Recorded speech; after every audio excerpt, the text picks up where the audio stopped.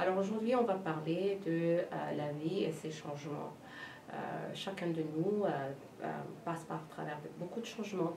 Et le changement est naturel, on trouve le changement dans la nature. On voit qu'il y a des saisons dans la nature. Au Canada, on a 4 saisons. Il y a l'hiver, le printemps, l'été, l'automne. Je ne sais pas qui commence, quelle saison qui commence. On a la nuit, on a le jour. Donc le changement, c'est un facteur qu'on trouve dans la nature. Alors aujourd'hui, j'ai trouvé que c'est important de parler des différents changements pour chaque personne.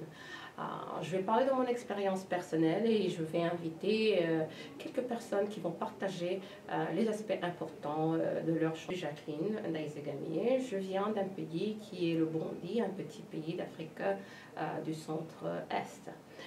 J'ai immigré au Canada et j'ai fait mes études universitaires ici, donc déjà quitter mon pays, l'Afrique, où il fait chaud, et venir ici et m'adapter aux 4 saisons, la nourriture et les gens, ça c'était un changement marquant pour moi. Parce que quand on immigre dans un pays, on est déraciné. Quand on est déraciné, il y a des peurs qui viennent avec parce que tu es dans un monde étranger. Et donc j'ai fait mes études et après j'ai eu des enfants. C'était encore un changement important. Quand on devient parent, c'est un changement encore important. Et puis malheureusement, après la naissance de mon deuxième garçon, 4 mois, leur papa est décédé. Et ça, c'était encore un changement très important et très douloureux, je dirais.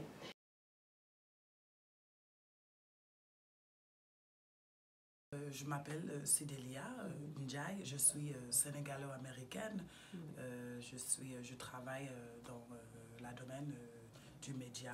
Oui. Je suis réalisatrice, chargée de production et présentatrice. Oui. Le plus grand changement pour moi dans ma vie, c'était quand j'ai décidé de retourner, disons de vivre à Dakar, au Sénégal. Comme j'ai dit au début, je suis sénégalo-américaine. Ma mère est américaine, afro-américaine, mon père est sénégalais. Du coup, j'ai grandi aux States toute ma vie, à Chicago. Mais après que j'ai fait mon master, j'ai décidé de redonner à mon pays et de découvrir encore un peu plus sur mon côté sénégalais ou africain. Pas pour dire que je n'étais pas exposée à cette culture pendant ma jeunesse. Mon père a bien fait de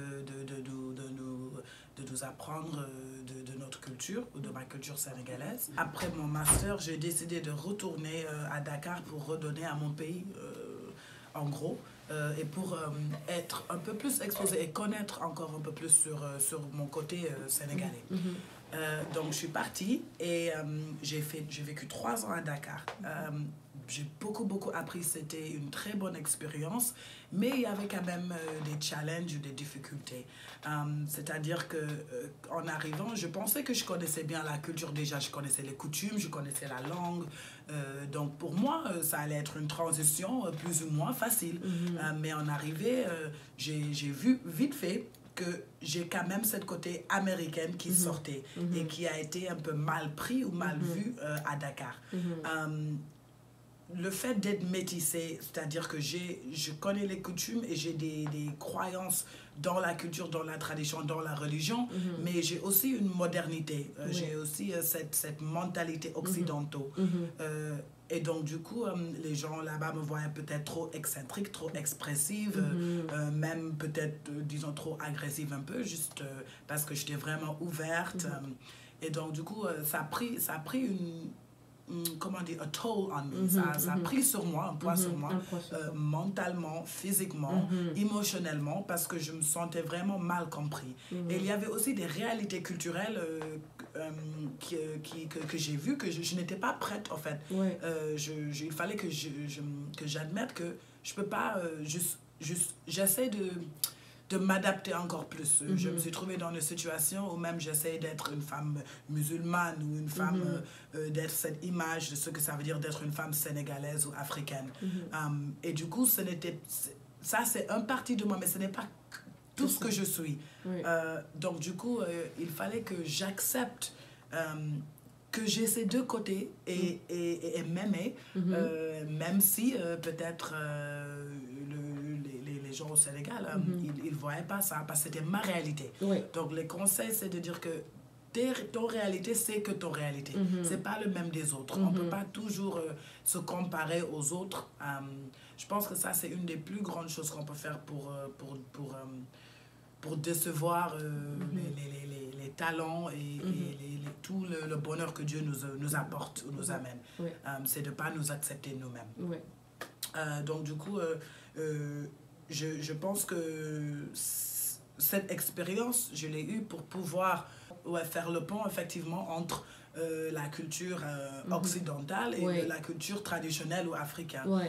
Qu'on n'est pas, il y a sûrement d'autres personnes comme moi qui se sont un peu perdues, peuvent créer leur propre univers et c'est ok d'être entre les deux et encore de créer une opportunité pour avoir cette propre univers. Donc du coup, je pense que peut-être c'est ça qui est devenu mon but, d'essayer de vraiment partager avec les gens mon expérience et vraiment leur montrer que c'est bien possible de s'accepter entièrement ou totalement. C'est ça, parce que le contraire, même quand je suis ici ou aux États-Unis, il y a quand même des choses qui me manquent de cette tradition. Donc il y a toujours quelque chose qui manque. Donc I think c'est vraiment important de bridger ces gaps-là. Et oui, tu vois, ils ne peuvent pas bien s'intégrer dans la culture africaine, ils ne peuvent pas trop bien s'intégrer dans la culture occidentale ou occidentaux. Donc, effectivement, de pouvoir créer d'abord, ça commence en soi, comme tu as bien dit. Bonjour, je m'appelle Shanisa Jaffer. Donc, le thème d'aujourd'hui, c'est sur les changements. En effet, personnellement, j'ai vécu beaucoup de changements dans ma vie. Je suis d'origine indienne, je suis née au Canada, mais j'ai habité en Afrique, en Europe, et enfin, je suis revenue dans mon pays natal, ici au Canada. En fait, ma famille et moi déménagions beaucoup, dû à plusieurs raisons. Essentiellement le travail et les études, et aussi la famille, parce que la famille, les grands-parents et tout ça, ils bougeaient beaucoup aussi, donc nous aussi on bougeait avec eux.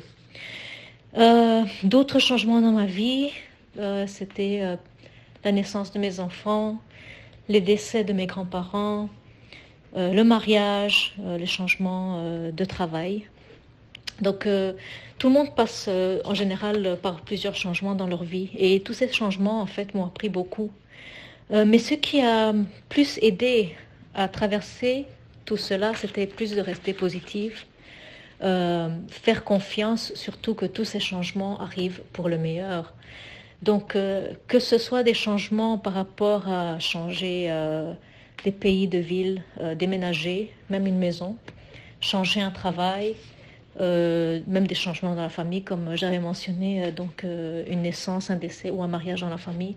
Tous ces changements, ça arrive à tout le monde. Mais moi, personnellement, je pense que mon conseil est vraiment de garder le cœur ouvert, l'esprit ouvert et vraiment embrasser les changements. Et vraiment faire confiance que tous ces changements, ils arrivent vraiment pour le meilleur. La façon que je l'ai fait moi, je me suis cherché le support. Le support, je l'ai trouvé par des amis, par thérapie et surtout par un coach qui m'a motivé à voir, à me rappeler que la vie, ce que je disais, la vie fait des changements et qu'il y aura toujours des moments douloureux, mais aussi qu'il y aura de bons moments. Alors pour moi, j'ai travaillé avec ce coach. J'ai tellement apprécié ce que cette femme, elle me disait. On a fait un plan vraiment de ma vie et il m'a donné des étapes. Donc d'abord, identifier où est-ce que vous voulez, qu'est-ce que vous voulez pour votre vie et maintenant savoir quelles étapes et prendre des actions. Parce que vouloir faire quelque chose, avoir des rêves sans action, ça reste, comment on appelle, ça reste des rêves.